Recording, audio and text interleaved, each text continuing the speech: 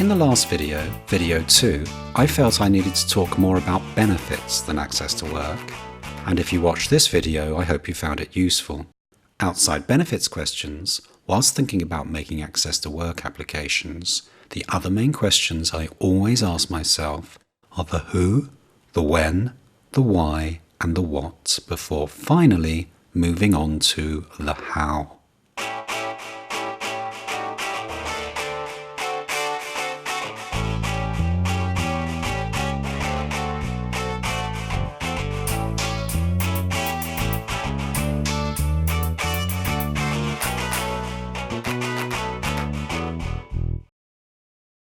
In almost all cases, access to work expect you, the person who's applying for the job, or you, the person who's just been offered the job, to make the application.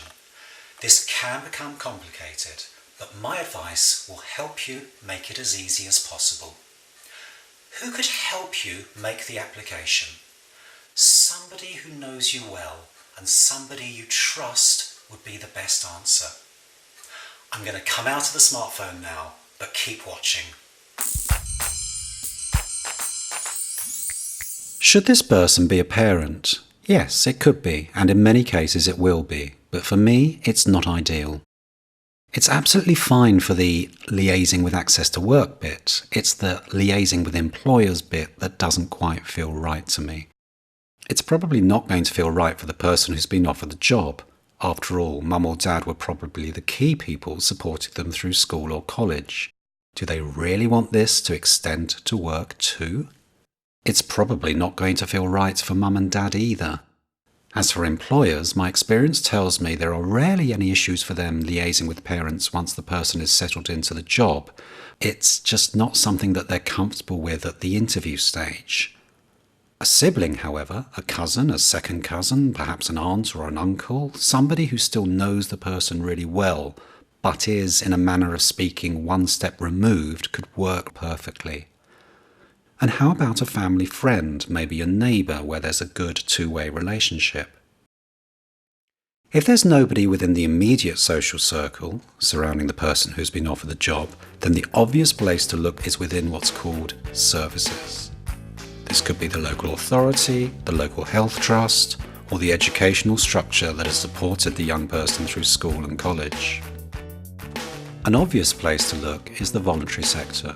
Small community groups often have individuals working for them, paid or unpaid, who fit the bill perfectly. I have a name for all these people, and it's one I'm going to use a great deal in all the videos in the series. It's key supporter. This is subtly different to key worker, because this term implies the person is paid for their time, whereas a key supporter might not be. This is Aspens, just outside Tunbridge Wells. I'm going to drop into the cafe and show you some footage of Lauren, who has a part-time job there. Lauren enjoys working in this environment, so much so she plays an active role in providing mentoring support for a few individuals there, which she does in a voluntary capacity. Lauren is a very good key supporter. She's a natural communicator and she builds relationships with people based on trust, understanding and mutual respect. It helps that she has sound organisational skills and is quite happy to speak to an employer or two by email, phone or face-to-face. Lauren isn't a teacher, tutor or what is often called an employment support professional, but what makes her an excellent key supporter when looking at her wearing my access to work glasses is this.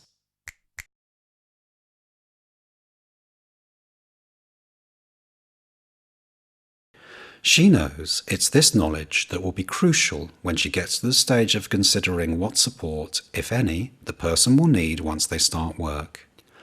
I know there will be many parents watching this video who will say, "We don't have anybody like Lauren. We don't know anybody like Lauren." I know that in many cases a parent does take up the key supporter role. Perhaps it's because there's simply nobody else to do it, or nobody else who can do it as effectively as they can. This is completely fine, of course, and these videos have been designed with parents as an obvious target audience. But just as important a target audience, more important actually, is you, the person who's applying for the job, or you, the person who's just been offered a job. In future videos, I'm going to explain the areas where you'll find the help of a key supporter really useful. But what I wanted to do in this particular video is broaden the net a little when considering where key supporters can come from. So, if you're watching this and you're a parent, I hope you now know what to do. If you're watching this and you work in the statutory or voluntary sectors, consider if you or if one of your team could be a key supporter. And finally, if you're watching this and you work in the FE sector, your college could play a more active role with access to work applications than perhaps it does currently. I know that within FE, some young people with hidden disabilities have their own one-to-one supporter who works with them for a few hours a week, in addition to what extra help they receive during lessons. I've sat in on a few of these sessions, and they are usually very relaxed with no fixed agendas, the supporter being led by the young person as to what they want to look at during that particular week. For me, the steps the supporter needs to take to move from college-related learning issues to work-related learning issues, and specifically access to work-related issues, are tiny. After all, the one-to-one supporter already has the communication, understanding, and empathy skills. They just need the advice I give in subsequent videos to feel comfortable in an employer-based rather than a college-based environment. I'm going to bring this video to an end now by speaking directly to you, the person who's applying for a job, or you, the person who's just been offered the job.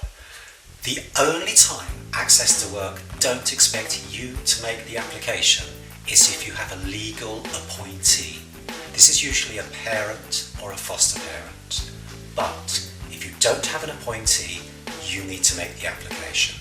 However, Access to Work fully understand if you need the help of a key supporter to do this. Before we consider how you make an actual application, there are some important things we need to consider first. We look at these in video 4, so see you there.